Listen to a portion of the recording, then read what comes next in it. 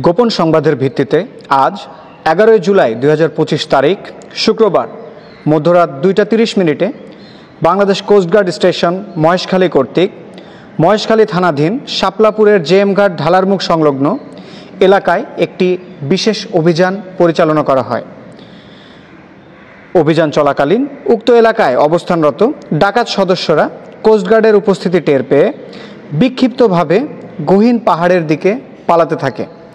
এ সময় কোস্টগার্ডের আভিযানিক দল ধাওয়া করে আব্দুল মান্নান প্রকাশ নুনাইয়া বয়স 32 নামক একজন ডাকাতকে পুলিশের লুট হওয়া একটি 9mm বিদেশি পিস্তল, একটি পিস্তলের ম্যাগাজিন ও 2 রাউন্ড তাজা গোলাসহ আটক করতে সক্ষম হয়।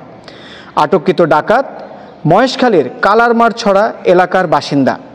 তার বিরুদ্ধে বিভিন্ন থানায় হত্যা ও অস্ত্র আইনে একাধিক মামলা রয়েছে বলে জানা যায়।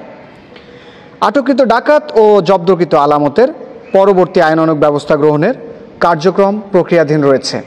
কোস্টগার্ড কর্তৃক ভবিষ্যতেও এ ধরনের অভিযান অব্যাহত থাকবে।